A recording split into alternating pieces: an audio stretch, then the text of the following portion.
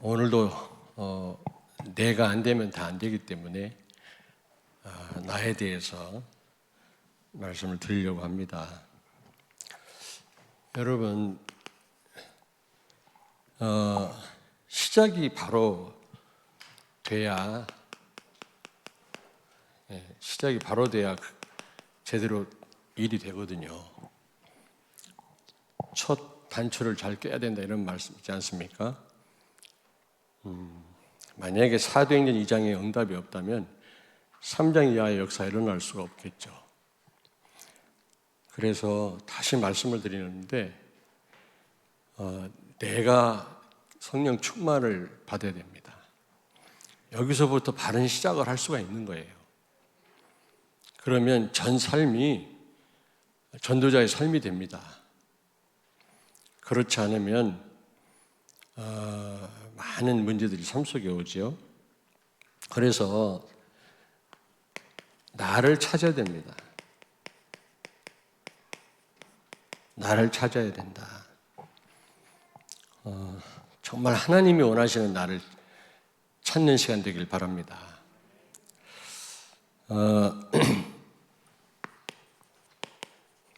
하나님이 쓰실 수밖에 없는 나를 찾아야 되거든요. 먼저 나를 찾아야 되는데 무엇보다 우리는요, 반드시 여러분 아셔야 됩니다. 우리는 흙으로 창조되었습니다. 창세기 2장 7절에 보니까. 그래서 이루 말할 수 없는 허무한 인생이요, 어떻게 보면 연약한 존재죠. 항상 잊지 말아야 됩니다. 그래서 그 세계를 제패했던 알렉산더 대왕은 자기 손에다가 나는 흙이다 라는 글을 써놓고 그는 살았다고 그래요. 그러나 우리는 하나님의 형상대로 지음 받았음을 또 아셔야 돼요. 창세기 1장 27절. 하나님의 형상대로 지음 받았다. 흙으로 지음 받았다. 물고기는 물을 향해서 하나님이 명하셨거든요. 물아, 각종 이런 물고기를 내어라. 그리고 새는 공중을 향해서 명령하셨어요. 공중아 내어라. 물론 하나님의 말씀으로 창조하셨지만, 그래서 말씀은 창조의 능력이 있습니다. 하나님 말씀 제대로 붙잡는 성도는 이런 역사를 체험하게 됩니다. 그런데 우리 인간만은 하나님이 직접 흙으로 만드셨어요. 흙아 내어라가 아닙니다. 채소를 내어라, 각종 나무를 내어라, 땅을 향해서 명령하셨지. 우리는 하나님이 직접 창조하셨다니까. 그러므로 나무가 흙에서 뽑히면 죽어요. 흙이 만들어냈기 때문에. 새가 하늘에서 떨어지면 죽습니다. 그러므로 직접 하나님이 만드신 흙으로 우리를 만드셨기 때문에 하나님을 떠나면 죽어요. 반드시 하셔야 됩니다. 그래서 하나님이 직접 창조하셨다. 그래서 하나님 떠나면 죽는 겁니다. 하나님과 멀어지는 순간 우리는 실패할 수밖에 없는 거예요. 우리는 하나님 만났지만, 그리고 형상이란 말은 예수 그리스도를 가리키거든요. 그리스도로 사는 그런 존재입니다. 고린도후서 4장 4절. 하나님의 형상 곧 예수 그리스도라고 그랬거든요. 그리고 임마누엘, 하나님과 함께하는 존재입니다. 본래 우리는 혼자가 아니에요. 하나님과 함께 사는 존재로 우리를 지으신 겁니다. 그래서 하나님 떠난 불신자들도 결정적인 순간에 신을 찾잖아요. 그걸 본능이라고 합니다. 본능. 그래서 절대 혼자는 살 수가 없어요. 우리는요. 내 힘으로는 nothing입니다. 아무것도 못해요. 꼭 기억하셔야 돼요. 사람들은 착각하고 사는데 반드시 한계가 옵니다. 그리고 형상으로 지음받았다, 이 말은 하나님 모양대로 우리를 만드셨단 말이 아니에요. 하나님은 모양이 없습니다. 영이시기 때문에. 벌써 하나님이 모양을 갖추었다. 이거는 우상이에요, 우상. 귀신이 들어간 겁니다. 그리고 형상으로 지음받았단 말은 여러 가지 의미를 지금 설명을 드리는 거예요. 예배자라는 겁니다. 우리는 하나님을 예배할 수 있는 존재, 유일한 존재입니다. 하나님과 펠로우십 할 수 있는, 교제할 수 있는 유일한 존재예요. 인간 말고는 그 어떤 동물도 하나님과 교제할 수 없죠.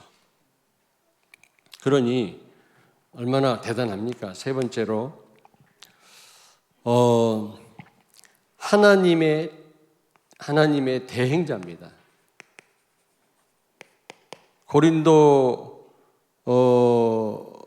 전서 3장 9절에 보니까 하나님의 동역자라 그랬어요. 하나님과 함께 일하는 자들이에요. 이게 얼마나 큰 축복입니까, 여러분? 하나님의 동역자다, 우리는요. 하나님의 통치를 대행하는 자들이다. 그래서 창세기 1장 28절에 생육하고 번성하여 땅에 충만하라, 땅을 정복하고 다스려라, 바다의 고기와 공중의 새와 땅에 움직이는 모든 생물을 다스리라 하시니라 그랬잖아요. 이걸 위임왕권이라고 그랬잖아요. 하나님 대신해서 모든 만물을 정복하고 다스리라는 겁니다. 하나님의 이 통치를 대행하는 겁니다. 이런 어마어마한 권세가 우리에게 주어졌다니까.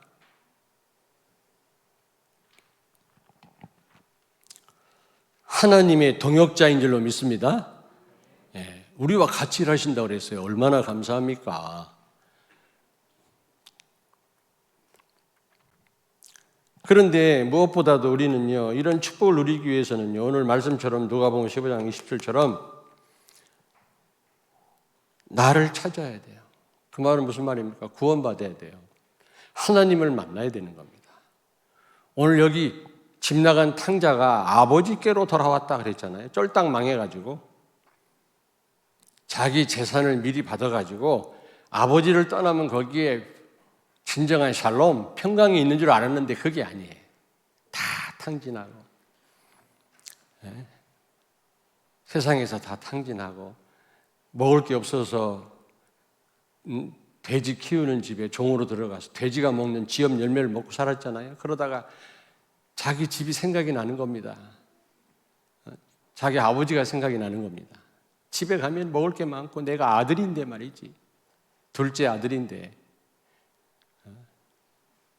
그래서 아버지께로 여기 보니까 돌아갔다 그랬잖아요. 근데 어느 영어 성경에는 자기 자신에게로 돌아갔다 그렇게 표현되어 있어요. 아버지께로 돌아갔는데 자기 자신에게로, come back to himself라고 되어 있더라고요. 제가 여러 번 말씀드렸잖아요. 하나님을 만나야 진짜 나를 찾게 됩니다. 내가 누군가를 알게 됩니다. 그전에는 몰라요. 내가 왜 왔고 어디서 왔고 뭘 하며 살아야 되고 내가 어디로 가는지를 모릅니다. 그 누구도, 어떤 철학자도 아무리 머리를 굴려도 알 수가 없어요. 하나님을 만날 때 나를 진짜 찾을 수가 있는 겁니다. 오늘 진정한 나를 찾게 되기를 바랍니다. 여기서부터 모든 게 시작이 돼야 돼요. 나도 누군지 모르는데 무슨 우리가 세계 복음화를 합니까? 우리는 본래 하나님과 함께 해야 될 그런 존재 아닙니까? 거기 행복이 있잖아요. 그런데 하나님을 떠나서 결국 어떻게 됐어요? 하나님 말씀 선악과 따먹지 말란 말을 어기고 하나님 떠나서 3저주 가운데 빠졌잖아요. 죄와 마귀와 지옥의 저주 아래 놓이게 됐단 말이에요. 사탄 심부름하는 그런 자들이 됐단 말이죠. 근데 이 3저주를 인간이 해결할 수가 없어요. 해결 불가능합니다. 그래서 그리스도 대신 예수님이 왕, 제사장, 선지자 3직분을 가지고 오셔서 여러분 십자가에 죽으시고 부활하심으로 사단과 죄와 지옥의 저주 아래 소리를 해방시키신 줄로 믿습니다. 거기서 빠져나오는 길을 열으셨단 말이죠. 그래서 이 예수 그리스도를 삶 저주를 해결하신, 인생의 모든 문제를 해결하신, 하나님 떠나서 온 문제를 해결하신 예수 그리스도를 마음으로 믿고 입으로 구주로 시인하고 영접하면 하나님 자녀가 되고 구원받게 되고 나를 찾게 되는 것입니다. 아멘. 여러분들이 이 사실을 다 믿겠습니다만 다 같이 눈 감습니다. 눈 감습니다. 나를 따라서 기도합니다. 살아계신 하나님 감사합니다. 죄와 마귀와 지옥의 저주 아래에 있던 나를 구원하시기 위해서 십자가에 죽으시고 부활하신 예수님을 오늘 내 마음속에 모십니다.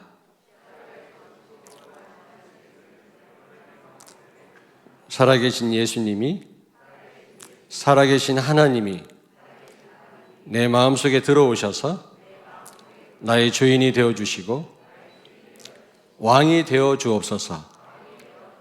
이제부터 하나님 자녀가 되었으니 하나님 자녀답게 축복을 누리며 살게 하옵소서. 죄와 마귀와 지옥의 저주 아래서 나를 구원해 주시고 진정한 나를 찾게 해주신 예수님의 이름으로 기도합니다. 아멘. 하나님 자녀가 여러분이 이미 되셨지만은 진짜 여러분이 하나님 자녀라면 진정한 여러분입니다. 이로 말할 수 없는 우리 연약한 존재예요. nothing이에요. 그러나 하나님 형상으로 지음받았어요. 이건 보통 말이 아닙니다. 그렇다면 두 번째로 이제 나의 일을 찾아야 돼요. 일을. 나의 일을 찾아라. 하나님이 나를 왜 이렇게 창조하셨고 나를 구원하셨고 진정한 나를 찾게 하셨는가, 그 이유를 알아야 될 거 아닙니까? 창세기 2장 15절에 17절이에요. 창세기 2장 15절 17절 보니까요, 에덴 동산에 아담과 하와가 들어가 살게 하시면서 경작하게 하시고 그랬어요. 경작. 이게 바로 오늘날로 말하면 세계복음화입니다. 세계복음화. 하나님의 통치를 대행하는 거죠.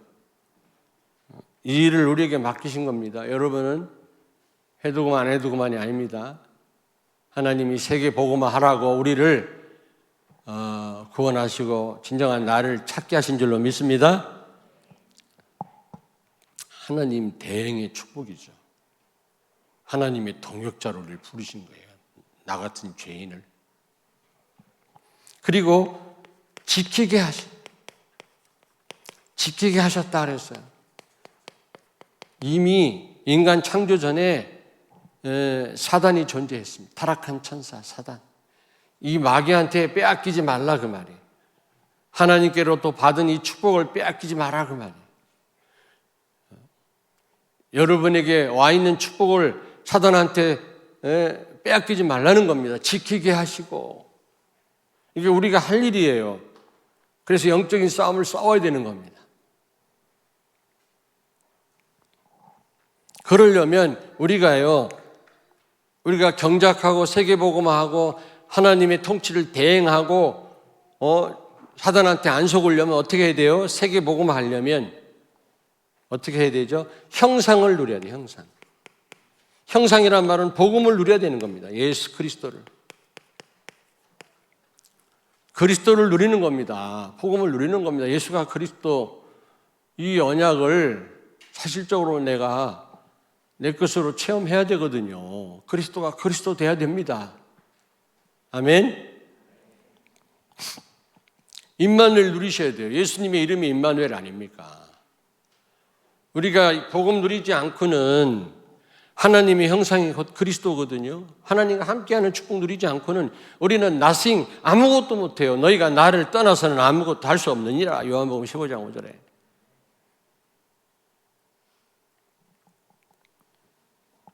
옆에 있는 분한테 축복하세요. 형상을 누립시다.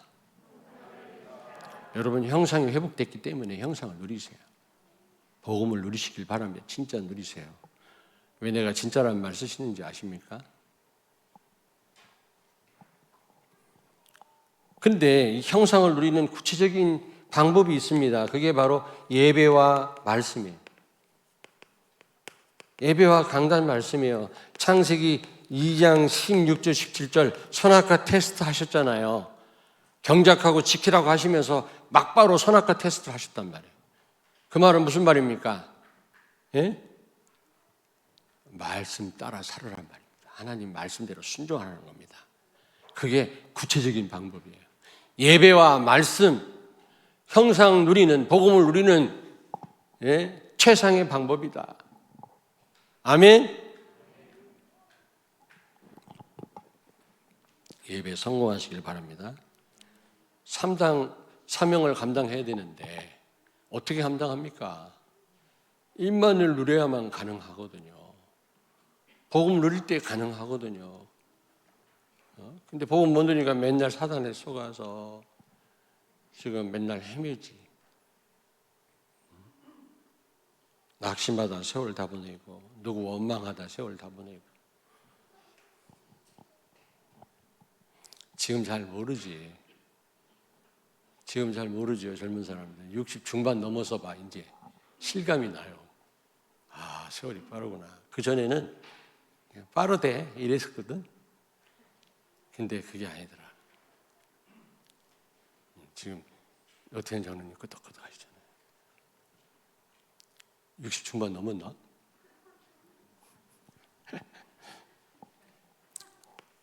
여러분 선악과 테스트는 무슨 말입니까?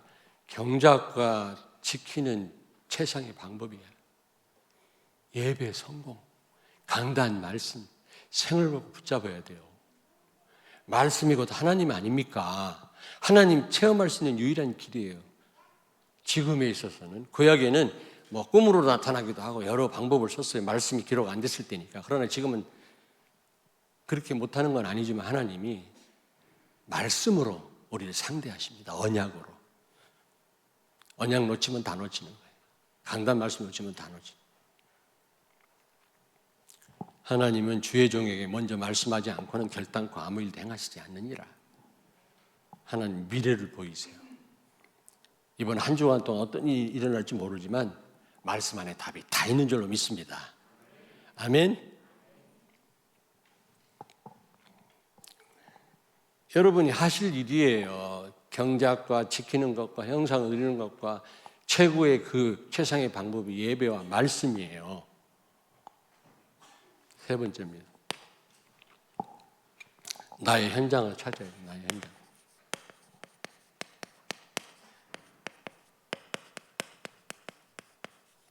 나의 현장을 찾아라. 세 가지를 반드시 찾아야 됩니다. 현장을 찾아라. 여러분, 전 삶이 현장입니다. 전 삶이.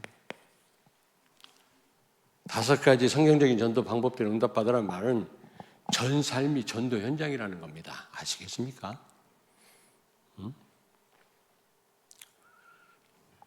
여러분이 반드시 다락방에서 일어난 역사 체험하셔야 돼요. 성령 충만. 이게 참된 시작이에요. 이게 되지 않고는 예루살렘 떠나지 말라 그랬어요. 아무것도 하지 말라는 겁니다. 우리가 일꾼이 돼야지 일감 노릇하면 안 되잖아요. 근데 성령 충만 받지 못하고 일을 하면 할수록 일감 노릇을 하는 거예요. 성령 충만한 이 성도들과 어울리는 게 이게요 최고로 인도받는 길이에요. 하나님의 인도. 이 펠로우십, 이 코이노니아가 얼마나 중요한지 몰라요. 누구와 어울리느냐가 중요합니다.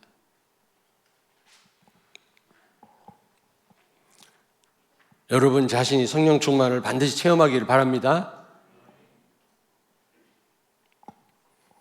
두 번째로 여러분 팀사역이 팀사역. 만남 아닙니까? 만남. 여러분이 성령 충만 받으면 모든 만남이 축복으로 바뀌어요. 무슨 얘기인지 알겠습니까? 여러분들이 성령 충만 못 받으면 만남 속에서 얼마나 갈등이 많은지 몰라요. 시험이 많습니다. 무슨 얘기인지 알겠습니까? 뭐 좋은 사람도 있고 나쁜 사람도 있고 이상한 사람도 있지 않습니까? 그러나 성령 충만 받으면 모든 만남을 축복으로 바꿀 수 있다. 여러분요, 오해하시는데요. 여러분 전 삶이 전도 현장이에요. 자꾸 구분을 하시는데, 어제 핵심 때 나왔지 않습니까? 우리 가정도 전부 현장이라고. 전도 현장. 최고의 선교지라고. 세 번째, 미션홈이 미션홈. 미션홈. 여러분 가정이요. 여러분들이 안식하고 쉬는 장소이기도 하지만, 그러나 전도 현장으로 다 바뀌어요. 임마누엘. 여러분이 누리고 성령 충만 받으면 희한하게 가정이 전도 현장으로 바뀌어요. 그래야 됩니다.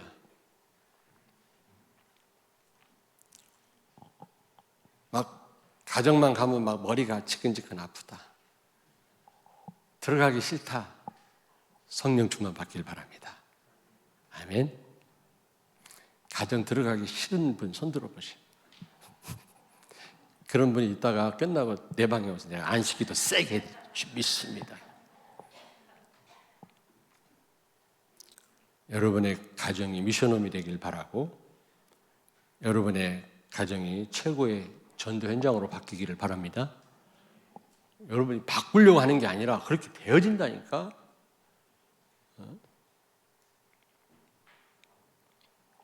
그리고 여러분 전문 사역, 전문 교회, 여러분의 업이, 여러분의 직업이, 여러분의 경제가 최고의 전도의 도구가 됩니다. 최고의 전도 도구, 선교 도구가 돼요. 이 답이 진짜 나와요. 임마누엘, 뭔가 전도와 상관없다. 여러분의 업이, 여러분이 가진 경제가, 여러분이 받은 바 축복이 전도와 관련이 없다. 성령 충만 받으셔야 돼요. 성령 충만. 성령 충만 받으셔야 돼요. 여러분의 그 업이 중요한 전도 현장입니다. 저는 이 5가지 전도 전략, 예전엔 따로따로 생각을 했는데 어느 날 보니까 전 삶이더라. 전 삶이 전도가 되어지지 않으면 세계복음 어렵다. 성령 충만 받으면 다 되어진다. 이런 생각이 들더라고요. 그리고 지교회잖아요. 지교회. 여러분 반드시 여러분의 현장을 찾기를 바랍니다. 바로 이 전 삶이 여러분의 전도 현장이라니까. 교회에서 가끔 캠프 나가는 것만 전도가 아니고요. 지교회면 지교회. 지교회. 여러분이 사는 지역을 선점해라. 여러분이 사는 그 지역을 거점화해라. 지역을 장악하면 주변에 있는 데까지 영향이 가게 돼 있어요. 여러분 주변이 무당촌 같으면 그 영향이 다른 데로 가게 돼 있다니까. 그걸 막으라 그 말이에요. 여러분이 그 지역을 사수하지 않으면 다른 지역에 영향을 간다는 사실을 기억하셔야 돼요. 저는 무당촌 가갖고요, 시달리는 사람 너무 많이 봤어요. 완전 보문산 근처 무당들이 장악하고 있으니까 웬 장애인들도 많고요, 정신문제 와 있는 사람도 많고, 교회 다니는 사람도 막 가정이 무너지더라고. 복음이 힘이 아니고. 안타깝다. 학교 현장 지금 얼마나 어렵습니까? 어떤 집사님은요, 학교 앞으로 이사를 했어요. 미션홈을 열고 아이들 데리고 오뎅 끓여주면서 아이들에게 복음 전하는 거 있죠. 학교를 살려야 되겠단 말이죠. 여러분이 사는 그 지역을 거점화하시길 바랍니다. 이걸 도미노 전략이라고 해요. 도미노. 한 지역이 복음화되면 다른 지역까지 영향이 가요. 한 지역이 공산화되면 옆에 있는 지역도 공산화가 되거든요.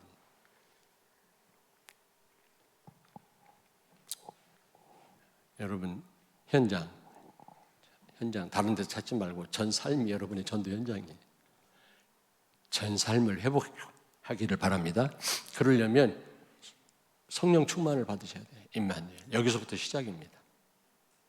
그러려면 세 가지 나를 찾아야 돼요. 결론입니다.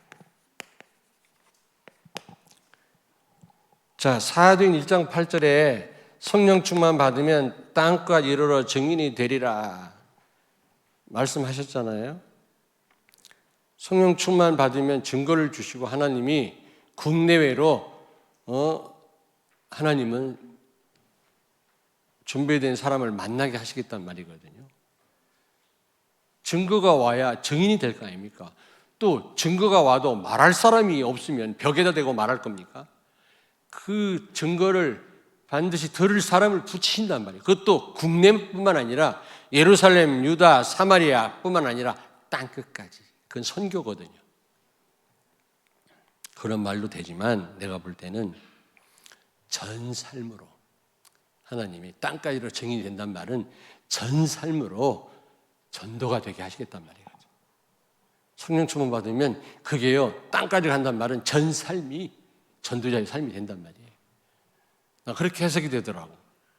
어떤 분은 땅끝이 이 정신문제 있는 사람이라고 말도 하더라고. 손 다치면 왼손 다치면 오른손으로 일할 수 있지만 다리가 아프면 왼발로도 일을 할 수 있지 않습니까? 집에서 앉아가지고도. 근데 머리에 이상이 있으면요 완전 아무것도 못해요. 그래서 여기서 땅끝은 이 영적 문제에 많은 이 정신질환이 있는 사람을 가리킨다 이렇게 말하는 분도 있지만 제가 볼 때는 전 삶이 전도가 되게 하시겠다 그 말이에요. 땅끝이란 말은 그런 말 아니겠나 저는요. 여러분 성령 충만 받기를 바랍니다. 전 삶이 전도자의 삶으로 다 바뀌어요. 그러면 사도행전 1장 6절에서 8절 보니까 여러분 시급한 일이 뭡니까? 그 하나님이 다 알아서 책임지십니다. 정확한 시간표에 다 해결하십니다. 여러분이 정말로 전 삶을 통해서 전도하고 선교한다면 하나님이 여러분 시급한 일 다 알고 계세요. 로마로부터 이스라엘 나라가 독립하는 거 시급한 일인 줄 압니다. 그건 하나님이 알아서 할 일이다. 너희는 성령 충만 받고 증인되라. 예수님 말씀했잖아요. 여러분 시급한 일이 뭡니까? 건강입니까? 네? 시급한 일만 해결하려고 하니까 하나님은 다 아시거든요. 진짜 내가 시급한 일을 하나님께 맡기고 중요한 일을 하나님께 맡기고 내가 원하는 건 진짜 하나님께 맡기고 증인 되시길 바랍니다. 전 삶을 통해서 여러분 전도자의 삶을 산다면 하나님은 여러분을 완벽하게 책임지실 것입니다. 완벽하게 책임지신다. 여러분이 동해에서라면 서해에서 역사하십니다. 어느 날 여러분이 가장 원했던 게 이루어져 있습니다. 어느 날 또 안 돼도 괜찮아요. 돼도 괜찮고요. 꼭 돼야만 됩니까? 하나님 뜻이 안 되는 건데 거기에도 자유함이 있고 감사가 있어야 돼. 우리는 꼭 돼야 된다고 생각합니다. 안 되면 막 시험 들고 그거는 내가 주인이지 그리스도께서 그렇게 하신 건데. 그러니까 성도들이 왜 갈등하는가 봤더니 하나님 말씀과 내 삶의 이 갭이 너무 크니까. 하나님 그리스도는 모든 문제 해결되는데 나는 해결이 안 됐거든. 죽어도 안 되거든. 아무리 이렇게 해봐도 저렇게 해봐도 안 되니까 갈등이 와요. 그러면 요셉은 뭡니까? 요셉은요 언약과 꿈을 통해 주신 세계봉 언약과 그의 삶은요 너무 갭이 컸거든. 커도 너무 컸어. 옛날 같으면 웃었는데 지금은 그 개그 한 지가 오래됐기 때문에 다 잊어버리셨나. 그러나 요셉은 누굴 원망하지 않았어요. 왜냐 하나님이 하시기 때문에. 그들은 갭이 없었어요. 다윗에게도. 우리는 갭이 너무 커요. 그리스도는 모든 문제 해결자라면서 나는 왜 이렇습니까? 우리 가정은 왜 이렇습니까? 우리 교회는 왜 이럽니까? 맨날 이러고 있어요. 주인이 그렇게 하고 있는 건데 예수님이 그렇게 하고 계시는 거예요. 에? 주인이라며 여러분 뜻대로 살려고 합니까? 뜻대로 되길 원합니까? 진짜 그리스도를 주인으로 모시고 전 삶을 드린다면 하나님이 다 책임질 줄로 믿습니다. 기도하겠습니다. 하나님 감사합니다. 오늘 말씀처럼 세 가지 꼭 찾아서 바른 시작이 되게 하시고 우리의 전 삶이 전도자의 삶이 되어져서 237 나라 5천 종족 살리게 해 주시옵소서. 예수님 거룩하신 이름으로 기도하옵나이다. 아멘.